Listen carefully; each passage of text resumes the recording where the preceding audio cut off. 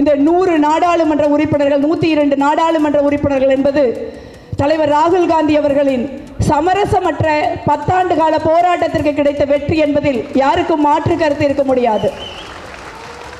52 நாடாளுமன்ற உறுப்பினர்களாக இருக்கிறோம் என்பதற்காக பல முறை நாங்கள் கடுமையாக கேலிக்கு உள்ளாக்கப்பட்டிருக்கிறோம். அரசியல் அதெல்லாம் நாங்கள் சகஜம்னு எடுத்துக்குவோம். இந்திரா காந்தியின் மருமகள், ராஜீவ் காந்தியின் அன்பு மனைவி, நமது அனைவருக்கும் காங்கிரஸ் பேரியக்கத்தின் ஒரு தியாகத்தாய். அவருக்கு நடந்த அவமானங்களை எல்லாம் இன்று அமேதியும் ரைபரேலியும் இந்தியாவும் துடைத்து எறிந்திருக்கிறது என்பதில் ஒரு காங்கிரஸ் கட்சியின் நாடாளுமன்ற உறுப்பினராக ஒரு நிமிர்ந்த தலையோடு இந்த முறை நான் அந்த நாடாளுமன்றத்தில் கால் பதிப்போம் நாங்கள் என்று நினைக்கும் பொழுது மிகவும் பெருமையாக இருக்கிறது. இந்த சிறப்பு வாய்ந்த பொதுக்குழு கூட்டத்திற்கு தலைமை ஏற்றிருக்கும் தமிழ்நாடு காங்கிரஸ் கமிட்டியின் தலைவர், எனது அன்பிற்கும் மரியாதைக்கும் உரிய அண்ணன் செல்வ பெருந்தகை அவர்களே, அருமை சகோதர சகோதரிகளே, ஊடக நண்பர்களே, அனைவருக்கும் எனது வணக்கத்தை தெரிவித்துக் கொள்கிறேன்.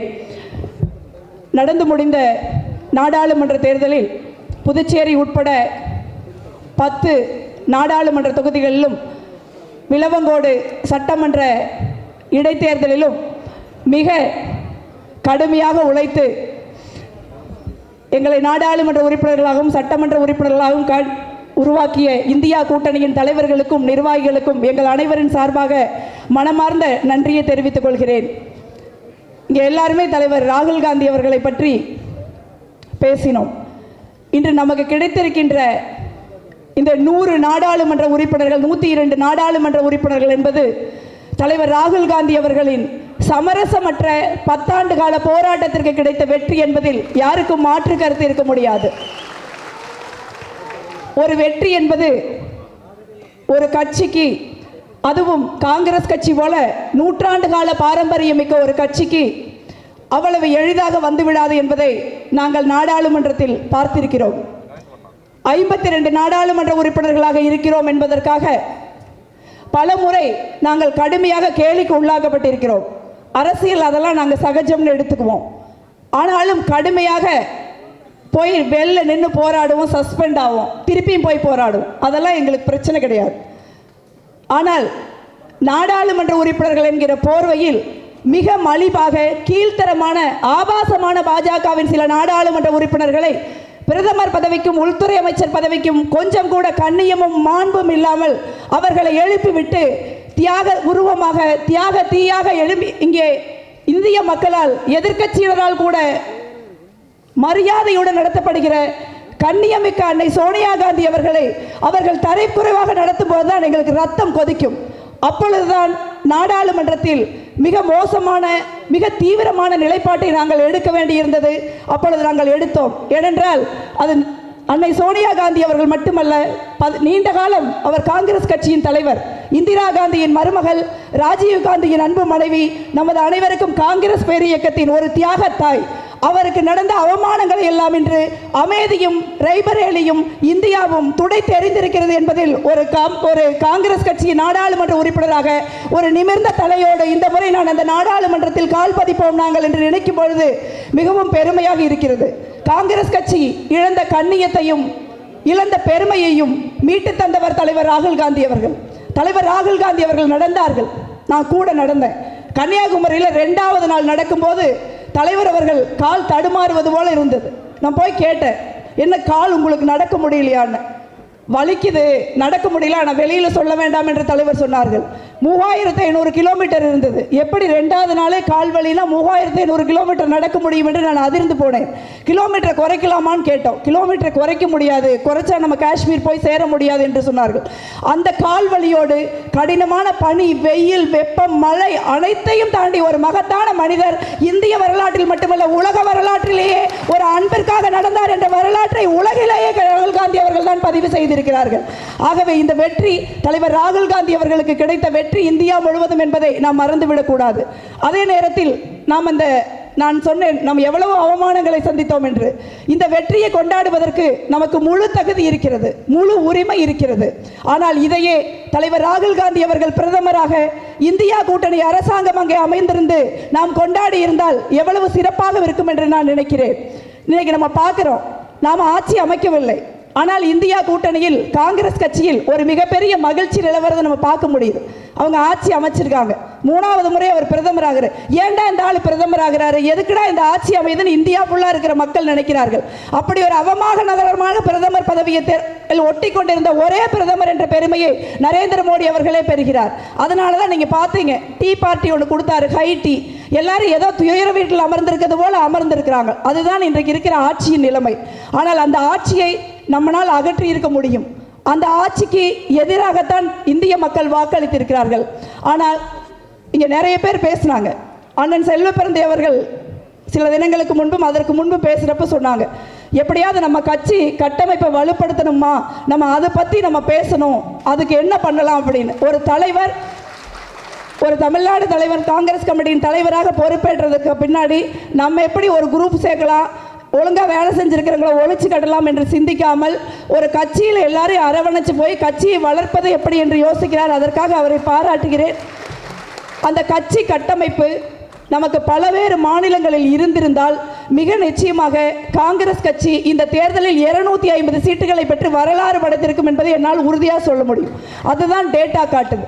அதே போல தலைவர் ராகுல் காந்தி அவர்கள் கடுமையாக உழைப்பதில் மட்டுமல்ல, காங்கிரஸ் கட்சியின் கொள்கையில் எந்த விதமான சமரசம் செய்து கொள்ளக்கூடாது என்பதில் அவர் உறுதியாக இருந்தார். ஒடுக்கப்படுகிற சிறுபான்மையினர்களுக்காகட்டும், தலித்துகளுக்காகட்டும், பெண்களுக்காகட்டும், சமூக நீதிக்காகட்டும் அவரது குரல் உயர்ந்திருந்தது. அதனால தான் நம்ம இன்னைக்கு இந்த வெற்றியை பெற்றோம். துரதிர்ஷ்டவசமாக பல நேரங்களில் நம்ம பார்க்கிறோம், காங்கிரஸ் கட்சியின் செயல்பாடுகளும் ராகுல் காந்தி அவர்களின் கொள்கைகளும் சில நேரங்களில் நேர் எதிராக இருக்கிறத பார்க்கிறோம். அந்த நிலைமை தமிழ்நாடு காங்கிரஸ் கமிட்டியில் இருக்கக்கூடாது. அதே போல் இன்னைக்கு நம்ம எல்லாரும் பேசுகிறோம், கட்டமைப்பை வலுப்படுத்தணும். நான் கட்சியில் 28 வருஷமாக இருக்கேன். 28 வருஷமாக நான் இதை கேட்டுக்கிட்டு இருக்கேன், கட்சியை கட்டமைக்கணும், கட்டமைப்பை வலுப்படுத்தணும் அப்படிங்கிறது. ஆனால் ஒவ்வொரு முறையும் நமது வாக்கு சதவீதம் ஏறுகிறது, இறங்குகிறது, அந்த சூழல் தான் இருக்குது. என்னை பொறுத்த வரைக்கும் நான் ஒரு சின்ன கருத்தை சொல்ல விரும்புகிறேன். இன்னைக்கு ஒரு கட்சிக்கு பல்லாண்டு காலத்திற்கு ஒரு லாயலாக இருந்த ஒரு ஓட் பேங்க் குறைஞ்சிருச்சு. இன்னைக்கு எனக்கு 48 வயசு. மேபி ஒரு 40 வயசு வரைக்கும் தான் ஒரு கட்சிக்கு ரொம்ப உயிரை கொடுத்து லாயலாக இருக்கிற ஒரு வாக்கு வங்கி இருக்குது. இன்னைக்கு தமிழகத்தில் யாரெல்லாம் 40 வயதுக்கு கீழே இருக்கிறார்களோ அவர்களெல்லாம் ஃப்ளோட்டிங் ஓட்டாக தான் இருக்கிறாங்க தமிழ்நாட்டில். அதை காங்கிரஸ் கட்சி கவனத்தில் எடுத்துக்கணும். அடுத்து நீங்கள் பார்த்துருக்கலாம், இன்னைக்கு இளைஞர்கள் 1 லட்சம் 1.5 லட்சம் வாக்குகளை ஒரு நாடாளுமன்ற தொகுதிகளை ட்ரெடிஷ்னலான கட்சிகள் அல்லாத கட்சிகளுக்கு அவங்க வாக்களித்திருக்காங்க. ஆனால் அவங்க அடுத்த தேர்தலில் பார்த்தீங்கன்னா நம்மளை மாதிரி ஒரு ட்ரெடிஷ்னலான ஒரு அரசியல் கட்சிகளுக்கு வாக்களிப்பாங்க. ஸோ அந்த இளைஞர்களிடம் நம்ம எப்படி சென்று சேர்றதுன்னு நம்ம யோசிக்கணும். அவங்க யாரும் பொதுக்கூட்டத்துக்கு வர்றது கிடையாது. இப்போ நீங்களே நாடாளுமன்ற உறுப்பினர் ஊருக்குள்ளே போகிற பார்த்தீங்கன்னா அங்கே ஒரு 10-15 பசங்க தனியாக நின்றுக்கிட்டு இருப்பாங்க. அவங்க நம்மளை தேடி வரமாட்டாங்க. நம்ம போய் என்ன தம்பி இப்படி தனிக்கடை நடத்திக்கிட்டு இருக்கிறீங்க அப்படின்னு கேட்டால் அக்கா அப்படின்னு அதுக்கப்புறம் தான் அவங்க வருவாங்க. அவர்களுக்கு இருக்கிற ஒரே விஷயம் அவங்களுடைய செல்ஃபோன் தான், அவங்களுடைய யூடியூப் தான், அவங்களுடைய வாட்ஸ்அப் தான். அதன் மூலமாக மட்டுமே இன்று ஏறக்குறைய 30% வாக்குகளை நாம் சென்று அடைய முடியும். நம்ம யூடியூப்லேயோ வாட்ஸ்அப்லேயோ சமூக வலைத்தளங்களையோ நம்மளால் ஆக்டிவாக இருக்க முடியலனா 30% வாக்காளர்களை நம்ம தேர்தலுக்கு முன்னே இழந்துடுறோம். அடுத்து பெண்கள். இன்னைக்கு பார்த்தீங்கன்னா 2 விஷயம் நமக்கு தெளிவாக தெரியுது. எந்த மாநிலங்களில் எல்லாம் காங்கிரஸ் கட்சி பல்வேறு காரணங்களால், பல்வேறு நிர்பந்தங்களால் நம்மளுடைய அடிப்படையான கொள்கைகளில் சமரசம் செய்து கொண்டு ஒரு பிஜேபியுடைய கார்பன் காப்பி மாதிரி நம்ம செயல்பட்டோமோ அந்த மாநிலங்களில் காங்கிரஸ் கட்சிக்கு மிகப்பெரிய கடுமையான பாதிப்புகள் ஏற்பட்டிருக்கிறது. பெரும்பான்மையான மாநிலங்களில் எந்தெந்த மாநிலங்களில் காங்கிரஸ் கட்சி ராகுல் காந்தி அவர்களுடைய இணையாக காங்கிரஸ் கட்சியின் கொள்கை நிலைப்பாட்டை தூக்கி பிடித்திருக்கிறார்களோ அந்த மாநிலங்களில் நாம் மகத்தான வெற்றி அடைந்திருக்கிறோம். அதே மாதிரி நம்ம பார்த்தோம் அப்படின்னா பெண்கள் சில மாநிலங்களில் சில முக்கியமான சீட்டுகளை 5000, 10,000, 15,000, 20,000, 25,000 நம்ம தோல்வியடைந்த பல்வேறு மாநிலங்களில் பெண்கள் பிஜேபிக்கு வாக்களிச்சிருக்கிறத நம்ம பார்க்க முடியுது. ஏன்னா பெண்கள்கிட்ட நம்ம ரொம்ப தூரம் விலகி போய்கிட்ட ஒரு சூழல் இருக்குது. நீங்கள் தேர்தல் அரசியல்னு வந்துட்டா எல்லாருக்கும் ஒரு ஓட்டு தான். 50% பெண்கள் வாக்களிக்கிறார்கள். அப்போ அந்த 50% பெண்களை நம்ம எப்படி ரீச் பண்ணணும்னா கட்சியில் பூத்திலிருந்து மாவட்டத்திலிருந்து மாநில அளவில் வரைக்கும் 50% பெண்கள் இருக்கணும். இருந்தால் தான் நம்ம போய் அங்கே சேர்க்க முடியும். பெண்கள்னால ஏதோ ஒரு மகிழா காங்கிரஸ் பிஸ்னஸ் மாதிரி இருக்குது. அந்த மாதிரி சூழ்நிலைகளை மாற்றி கட்சியுடைய மெயின் பாடியில் பெண்களுக்கு முக்கியத்துவம் கொடுக்கப்பட வேண்டும், பதவிகள் கொடுக்கப்பட வேண்டும். அதே போல் இங்கே இருக்கிற இன்சார்ஜ் அவர்களுக்கும் தலைவர் அவர்களுக்கும் ஒரு கோரிக்கை நான் வைக்கிறேன். உதயபூர் மாநாட்டில் ஏற்படுத்தின தீர்மானங்களை அகில இந்திய காங்கிரஸ் கமிட்டி நிறைவேற்றுவார்கள். அவர்கள் எப்பொழுது வேணாலும் நிறைவேற்றலாம். ஆனால் இந்தியாவிலேயே முதல் முறையாக ஒரு முன்னுதாரணமாக தமிழ்நாடு காங்கிரஸ் கமிட்டி உதயபூர் தீர்மானங்களை முன்னெடுத்து நிறைவேற்றி பெண்களுக்கும் ஒடுக்கப்பட்ட மக்களுக்கும் இளைஞர்களுக்கும் கட்சியில் பிரதிநிதித்துவம் கொடுக்கணுங்கிறத நான் வலியுறுத்துறேன். உள்ளாட்சி தேர்தலை பொறுத்த வரைக்கும் எனக்கு ஒரு எளிய கருத்து இருக்குது. அந்த கருத்தை நான் சொல்கிறேன். ஒன்று சிம்பல் உள்ள எலெக்ஷன், இன்னொன்று சிம்பல் இல்லாத எலெக்ஷன். சிம்பல் இல்லாத எலெக்ஷனில் நீங்கள் 12,524 பஞ்சாயத்துகளும் 99,333 ஏறக்குறைய 1,00,000 வார்டுகளும் இருக்குது. எனக்கு ஒரு சின்ன ஒரு கருத்து வேறுபாடு இருக்குது.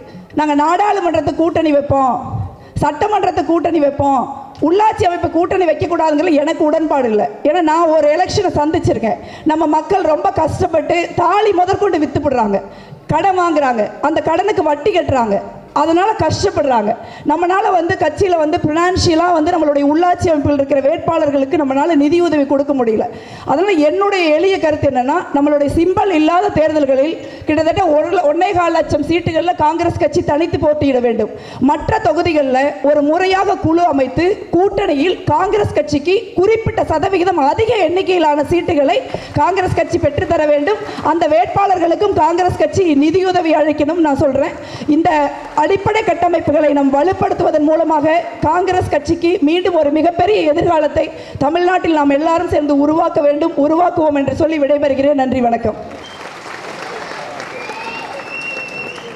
இது போன்ற மேலும் பல செய்திகளை அறிந்து கொள்ள சேனல் 5 நியூஸ் சேனலை சப்ஸ்கிரைப் பண்ணுங்க.